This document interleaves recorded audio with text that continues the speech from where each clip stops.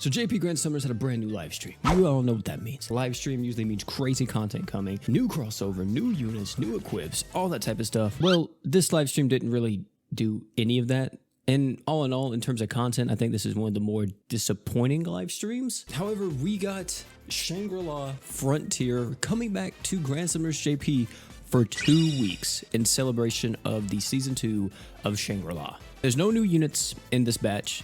It's just buffs for everyone, and the buffs overall were pretty solid, I guess. Yeah, as you see, this is Sunraku's buffs, just modifier changes across the board here. I was really interested to see if they would actually change the damage res for the fire allies, maybe buffing up to like 20% or even more, but it seemed like they didn't even touch that, which is good because that thing's already broken as is. Saiger actually got a buff, and I was very curious about this because I knew they would do modifier changes, but I was really curious to see where her super art would end up. If you guys don't know, Saiger has like that mechanic where when you use your super art for the first time, it doubles its damage multiplier. So originally it was 400,000, but now it's up to 440k. I was making the joke about it in my Discord saying they would buff this up to 250k, so we have a 500,000 super art multiplier, which means, yeah, a freaking 500,000 modifier. Imagine we had a 1,000,000% modifier in GS. That would be crazy. Arthur also got her changes too, which nothing really changed here from what I can tell. The main thing is though, is that she actually got a massive amount of break power and actually break value buffs on her true art, and she also got a lot more damage on the super art as well.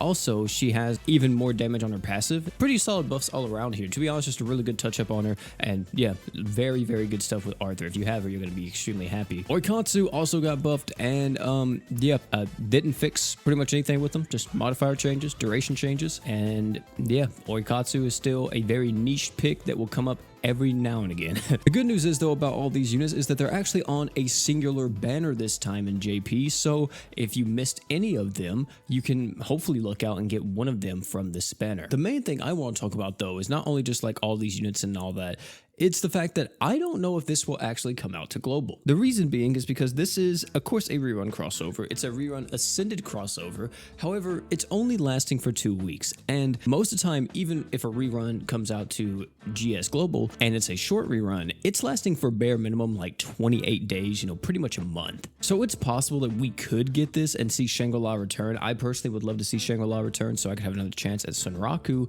But at the same time, they're not adding any type of meaningful content to this or events or any new things. It's literally the same exact crossover we got those few months ago, but just rerun again for a very limited time, which definitely sends very mixed signals to me. And I'm just like, I don't know, man. I don't know how I feel about that. I think it would be good to do this like every now and again with like the various crossovers we have in Grand Summoners, like do a week of, oh, Kill la Kill's back for this 1 week and you can summon for Hoka, right? I think that's really good for new players to be able to catch up if they wind up missing those characters in the past. However, I doubt that's going to happen because this is literally just a thing that they're doing in collaboration with Shangri for the release of Season 2. Which now begs the question, is there going to be another crossover coming out shortly?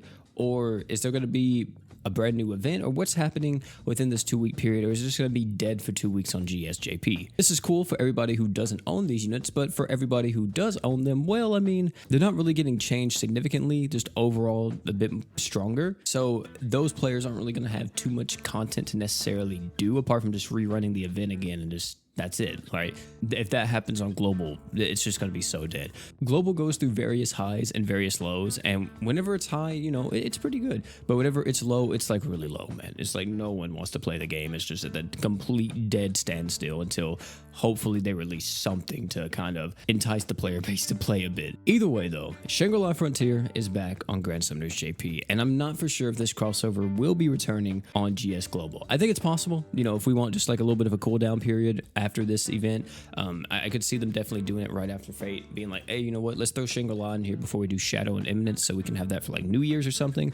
Hey, you know, by all means, they may do that. Either way though, fam, that's gonna be it for this video. Tell me down below what you guys think about the various buffs from Shangri Frontier, if you're liking them or not. If these come out to global, of course, we'll check them out. We'll probably redo the showcases on each of these units just to see how they're doing now, and especially to see the new damage numbers from like Saiger and stuff.